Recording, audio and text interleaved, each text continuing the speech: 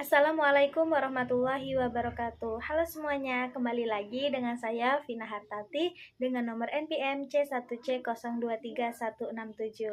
Nah, baik teman-teman, pada video kali ini saya akan menjelaskan terkait materi pada mata kuliah akuntansi keuangan lanjutan di mana dengan dosen pengampu Ibu Indah Oktari Wijayanti, SEM SIA KCA CAP.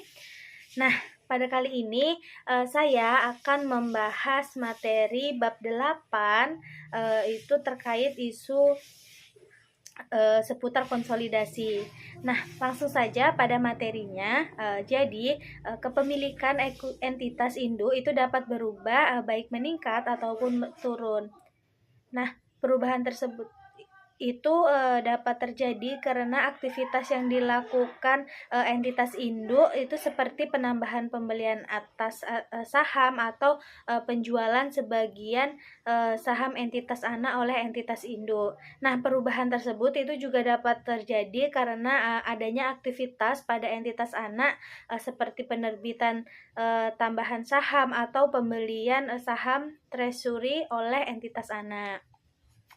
Nah, di sini dalam PSAK 65 terkait laporan konsolidasi itu menyatakan bahwa keuntungan atau kerugian yang dihasilkan dari hilangnya pengendalian itu diakui di laba rugi.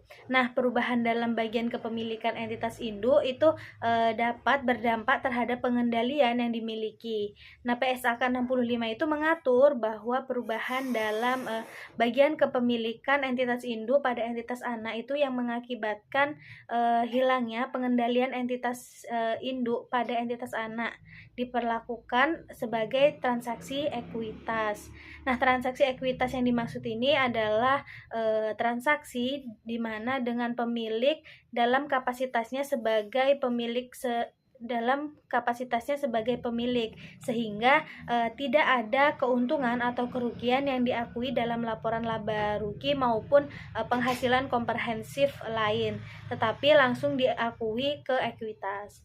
Nah, lanjut pada perubahan kepemilikan akibat aktivitas pada ekuitas induk. Nah, jadi untuk entitas induk mengakuisisi saham tambahan dari pihak ketiga ini ketika proporsi ekuitas yang dimiliki oleh kepentingan non pengendali berubah, entitas induk itu menyesuaikan jumlah tercatat kepentingan pengendali dan kepentingan non pengendali untuk mencerminkan perubahan kepemilikan relatifnya itu dalam entitas anak. Nah, entitas induk itu akan mengakui secara langsung dalam ekuitas setiap perbedaan antara jumlah tercatat kepentingan non pengendali yang disesuaikan dan nilai wajar imbalan yang dibayar dan mengatribusikannya kepada pemilik entitas induk. Nah, di sini pada buku itu terdapat contoh 8.1 di mana entitas induk itu mengakuisisi saham tambahan dari pihak ketiga. Nah, di sini saya akan membacakan terkait contohnya, di mana PT Induk itu membeli kepemilikan atas saham PT Anak sebesar 60% yang diperoleh dari 2 Januari 2020. Nah, pada saat itu PT Induk itu membayar sebesar 420 juta, yaitu sebesar proporsi nilai aset neto PT Anak Nah, komposisi ekuitas aset neto PT Anak itu terdiri dari saham biasa dan saldo laba. Nah, masing-masingnya itu senilai 500 juta dan 200 juta. Pada tanggal 31 Desember 2020, PT Induk itu membeli tambahan saham PT Anak dari pihak ketiga sebesar 30% dan dengan membayar 250 juta.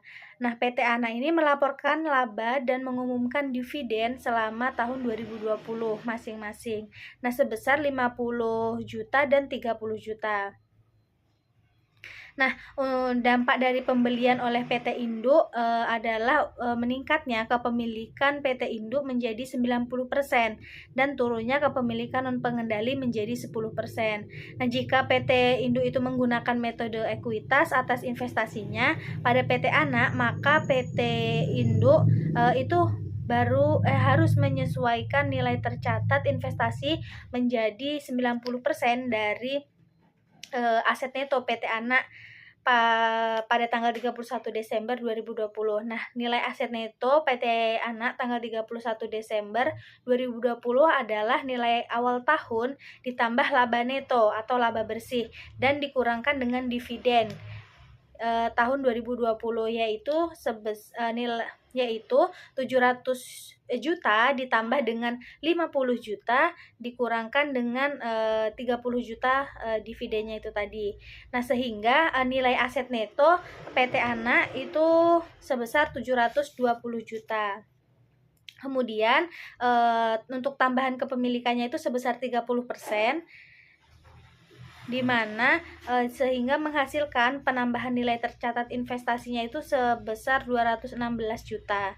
Nah, imbalan dibayarkan atas 30% kepemilikan tadi sebesar 250 juta, sehingga selisihnya itu sebesar minus 34 juta. Nah, jadi selisih 34 juta itu tadi tidak boleh diakui sebagai kerugian pada laba rugi, tetapi pada ekuitas karena merupakan transaksi ekuitas. Nah, jurnal yang dicatat oleh PT Indo saat pembeliannya itu yaitu, bentar saya catatkan,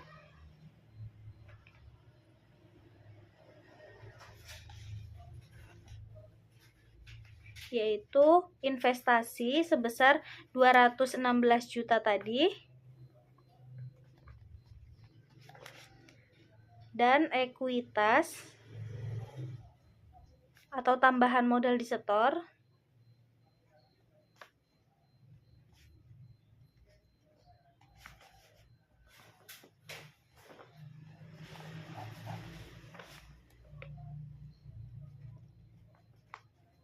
itu sebesar 34 juta.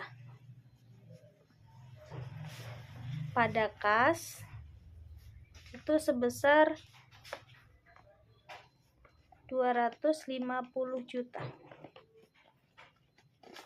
Nah, ini ya teman-teman, untuk mencatat investasi tambahannya itu jurnalnya yaitu investasi sebesar 216 juta dan ekuitas atau tambahan modal disetor itu sebesar 34 juta dan pada kas sebesar 250 juta.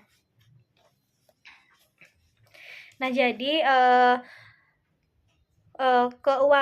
keuntungan atau kerugian dari transaksi ekuitas itu tidak diakui dalam laporan laba rugi maupun penghasilan komprehensif lain, namun langsung diakui ke ekuitas. Nah, selanjutnya itu di sini ada terkait perubahan kepemilikan akibat aktivitas pada entitas anak. Nah, jadi untuk entitas anak itu menerbitkan tambahan saham pada entitas induk, yaitu apabila entitas anak itu dapat menerbitkan tambahan saham ketika membutuhkan suntikan dana baru. Nah, saham tambahan yang diterbitkan itu dapat dibeli oleh entitas induk atau oleh pihak lain. Nah, jadi di sini saya akan menjelaskan terkait contoh yang ada pada buku contoh 8.3 pada halaman 284. Di mana di sini saya akan membacakan terkait contohnya, di mana PT Indo itu membeli 350.000 lembar dari 500.000 lembar saham beredar. Nah, PT Anak pada 2 Januari 2020. Pada saat itu PT Indo itu membayar 490 juta, yaitu sebesar proporsi nilai aset neto PT Anak. Nah, komposisi ekuitas PT Anak saat itu terdiri dari saham biasa dan saldo laba, masing-masing senilai 500 juta dan 200 juta. Nah, saham PT Anak ini memiliki nilai nominal par sebesar 1.000. Pada tanggal 31 Desember 2020, PT Anak itu menerbitkan tambahan sebesar 100.000 lembar saham kepada PT Induk, sehingga 1.200 per lembar. Nah, PT Anak itu melaporkan laba dan mengumumkan dividen selama tahun 2020. Masing-masingnya itu sebesar 50 juta dan 30 juta. Nah, jadi dampaknya Jadi untuk perhitungan presentasi kepemilikannya itu di mana untuk jumlah lembar sahamnya tadi, kepemilikan saham sebelum penambahan PT Induk itu sebesar 350.000, di mana yang beredarnya sebesar 500.000 dan PT Induknya itu sebesar 70%. Nah, untuk penerbitan saham tambahan itu sebesar 100.000 di PT Induk, di mana yang beredar itu sebesar 100.000. Kemudian untuk kepemilikan saham setelah penambahan itu di mana totalnya sebesar 450.000 dengan yang beredar itu 600.000 dan PT Indo itu sebesar 75%. Sehingga jurnal untuk mencatat penerbitan saham tambahan itu yaitu kas sebesar di debit sebesar 120 juta, pada saham biasa sebesar 100 juta dan tambahan modal di setor sebesar 20 juta. Nah, selanjutnya itu terkait akuisisi pada periode interim di mana perlakuan akuntansi. Nah, jadi pada akuisisi periode interim ini nilai ekuitas entitas anak itu disesuaikan dengan nilai dan dinilai pada tanggal akuisisinya. Nah, untuk yang selanjutnya itu yaitu akuisisi pada periode interim, di mana terkait pembahasan yang tadi, isu selanjutnya itu tentang isu konsolidasi lainnya. Nah, jadi selain perubahan kepemilikan dan akuisisi pada periode interim, terdapat juga beberapa isu tambahan dalam konsolidasi laporan keuangan, di mana diantaranya itu terkait transaksi antar perusahaan dalam satu grup. Nah, semua transaksi antar entitas dalam grup itu harus dieliminasi agar laporan konsolidasi hanya mencerminkan transaksi dengan pihak eksternal. Kemudian yang kedua itu perbedaan periode pelaporan. Nah, di mana jika tanggal laporan induk dan anak itu berbeda, maka perbedaan itu tidak boleh lebih dari 3 bulan dan transaksi penting di antara dua tanggal tersebut itu harus disesuaikan. Kemudian yang ketiga itu perbedaan mata uang atau uang fungsional. Nah, jika anak perusahaan itu menggunakan mata uang berbeda, maka laporan keuangannya itu harus dijabarkan ke mata uang induk dengan ketentuan di mana aset dan liabilitas itu menggunakan kurs penutupan, kemudian pendapatan dan beban itu menggunakan kurs rata-rata, modal itu menggunakan kurs historis, dan selisih penjabaran dicatat dalam komponen ekuitas lainnya. Nah, kemudian yang terakhir itu penurunan nilai goodwill, di mana goodwill ini tidak diamortisasi, tetapi harus diuji penurunan nilainya setiap tahun atau ketika terdapat indikasi penurunan nilai.